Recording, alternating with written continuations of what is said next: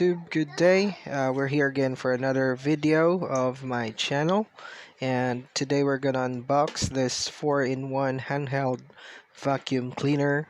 I've ordered this from O Shopping. That was a while back, and it was delivered through the to-go courier.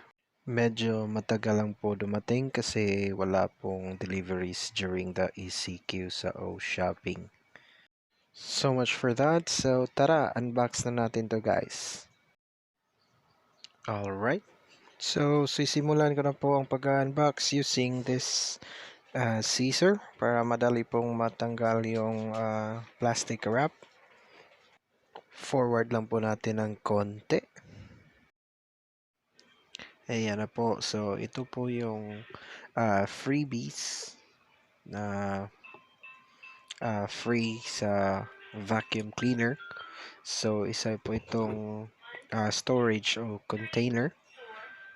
Actually, dalawa po ito. May maliit sa ilalim. Kita nyo naman. So, bubuksan lang natin to completely para makita nyo po ang laman sa loob.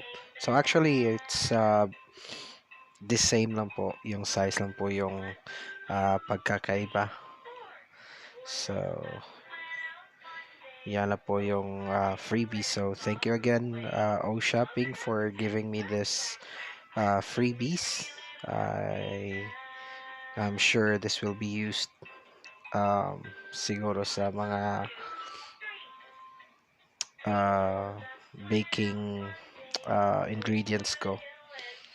So, tuloy po natin yung pag-unbox dito sa vacuum cleaner.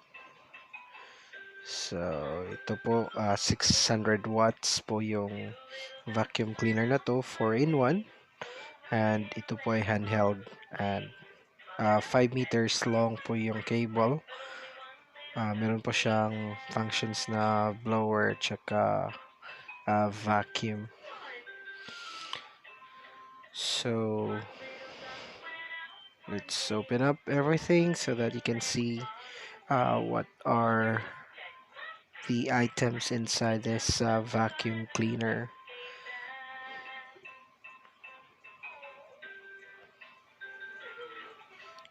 Okay, so nabuksan na po natin completely yung box. So, simulan na natin po ang pag-check. So, this is a flexible nozzle. And next is yung handle ng vacuum cleaner. We have also the manual for this device, and let's get the actual device itself. So ito po yung vacuum cleaner niya. Medyo compact lang yung device. So handy lang po siya. As you can see naman. So medyo okay naman yung yung appearance niya. Alright. So again, this is the motor or the body ng vacuum cleaner. Di ko pa alam kung paano gamitin to. So check ko mamaya. Basa lang tayo konti sa sa manual ng vacuum cleaner na to. Alright, so let's proceed po. Ang susunod po is yung another nozzle po. Ito yung dalawang pieces po to. Pwede siyang i-connect para humaba yung nozzle or yung shaft ng ng vacuum cleaner mo. So you can use one or you can use both, depende po sa paggagamitan nyo. Okay, so Ang next naman is another box. Let's try to open this. What's inside this one? So, ito po yung parang head uh, ng vacuum. So, meron siyang wheel, dalawang malaki at dalawang maliit. So, yan na po. And check po natin kung meron pang laman. So, wala na. Let's close lang this one. And then let's go back to the original or the main box. So, wala nang ibang laman. Kundi itong last and final uh, small box. So, let's try to check what's inside this. So, it's another attachable nozzle with like a brush on it. So you may use this one for whatever surface that you like, or that you can use this one. And then we have the sling that you can attach to the body, and this is going to be used for the blower function. And meron pa pong isang nozzle na pwede gamitin for blower still and for vacuum for different surface as well. And finally, we have the last piece of this whole vacuum cleaning set. So we have a last nozzle that you may use with a huge hole on it. So you may use this one for cleaning larger garbage. So, yan. Wala na pong laman. So, yan na po lahat ng items na included for this 4-in-1 vacuum cleaner set. Okay, so i-arrange lang po natin ang mga items na to para makita nyo po clearly yung mga laman ng vacuum cleaner na to. Okay?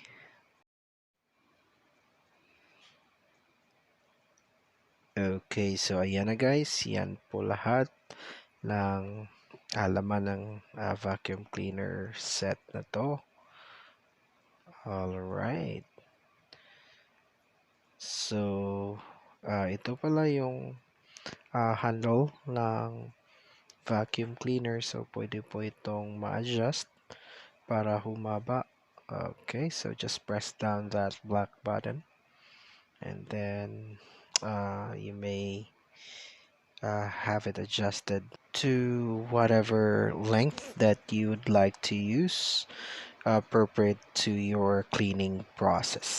So since tapos na nating i-unbox and check yung items na kasama ng vacuum cleaner, so what we are going to do next is to test if working po ba yung device or hindi. Okay, so ipa-plug lang po natin yung power cord, and let's try to see if it will work.